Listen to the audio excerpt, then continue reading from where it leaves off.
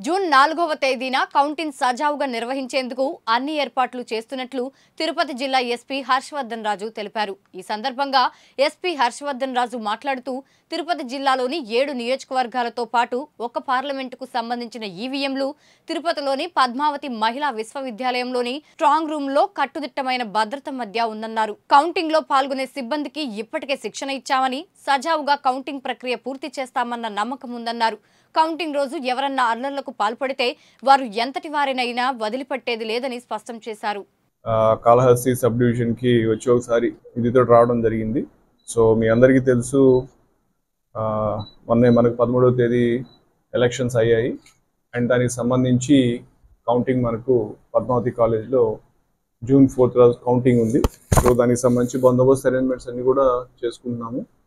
అయితే మీ అందరికీ తెలిసిన విషయమే, మొన్న అయిన తర్వాత కూడా పోస్ట్ పోల్ ఇన్సిడెంట్స్ అక్కడక్కడ రాష్ట్రంలో జరిగాయి. అలాగే మన దగ్గర కూడా కౌంటింగ్ హాల్ దగ్గర ఇన్సిడెంట్ జరగటం, తర్వాత తదుపరి పరిణామాల దృష్ట్యా ఆఫీసర్స్ ట్రాన్స్ఫర్ కావటం కానీ చాలా అయ్యాయి. సో ఇప్పుడు ఈ కౌంటింగ్ ఏదైతే ఉందో దాన్ని ఎటువంటి అవాంఛనీయ సంఘటన లేకుండా మంచిగా నిర్వహించాలని చెప్పి అధికారులందరికీ కూడా సూచనలు ఇవ్వడం జరిగింది.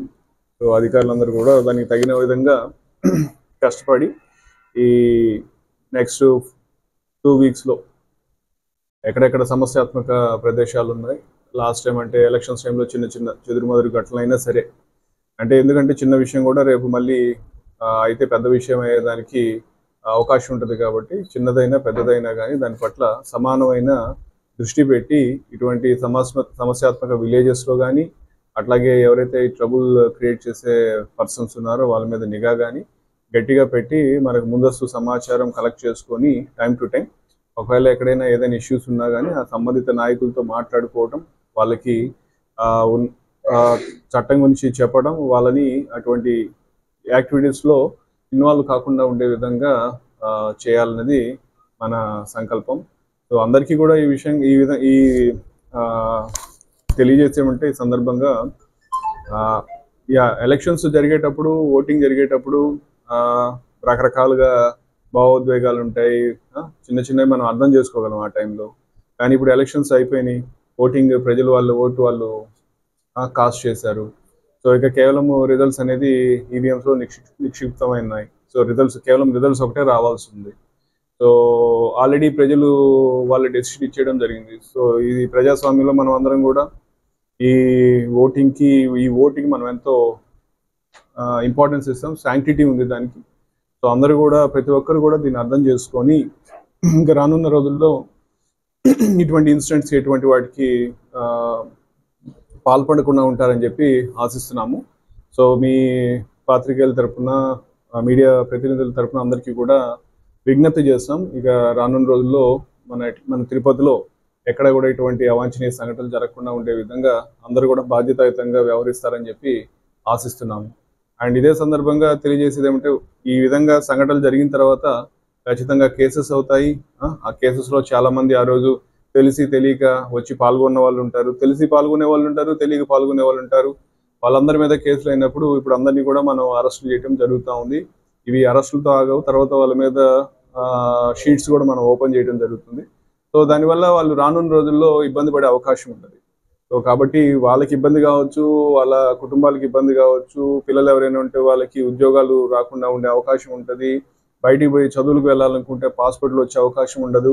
సో ఇవన్నీ సమస్యలు ఉంటాయి. కాబట్టి ప్రజలు దీని అంతా ఒకసారి అర్థం చేసుకొని జరిగింది. సో రానున్న రోజుల్లో ఎటువంటి సంఘటనలకి, ఇటువంటి వాటిలో పాల్గొనకుండా ఉంటారని చెప్పి నేను అందరికీ కూడా మరొకసారి విన్నవించుకుంటున్నాము.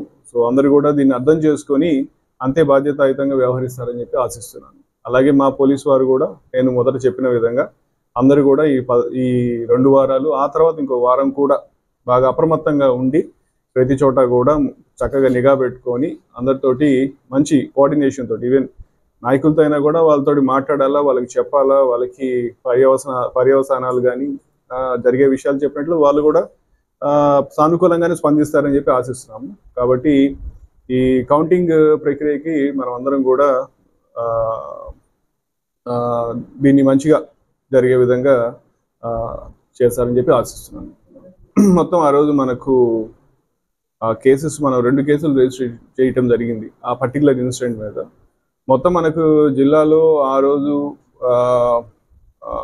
పోల్ రోజు కావచ్చు, ముందు కావచ్చు, కానీ టోటల్గా మొత్తం మనకు పోల్ డే రోజు, పోస్ట్ పోల్ టైంలో దాదాపు 22 కేసులు రిజిస్టర్ చేయడం జరిగింది జిల్లాలో.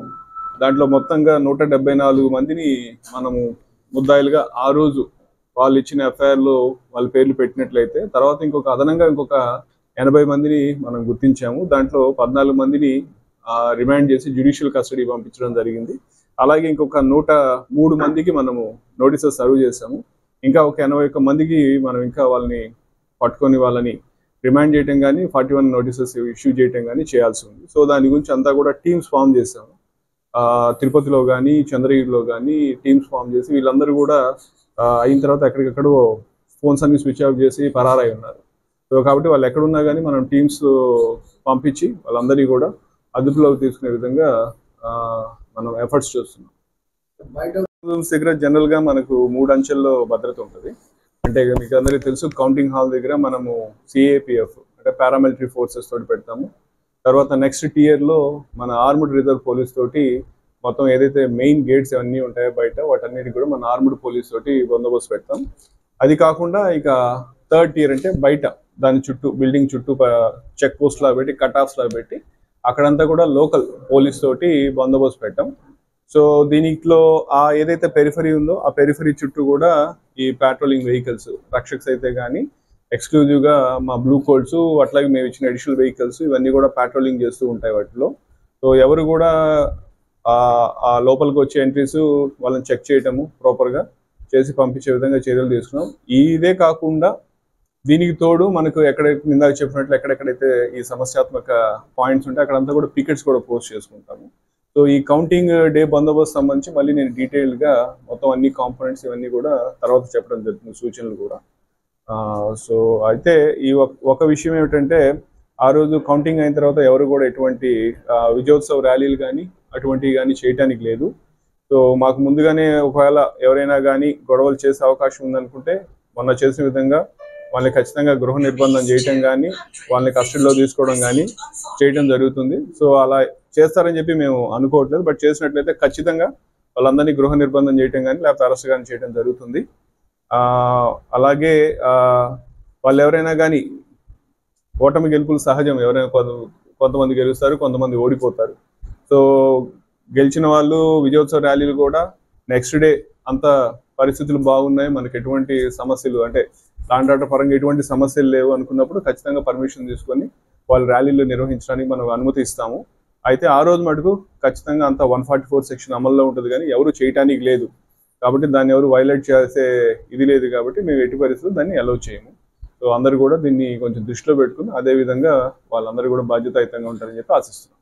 సోషల్ మీడియా టీము దాని మీద కాన్స్టెంట్గా వాచ్ పెట్టుంటారు.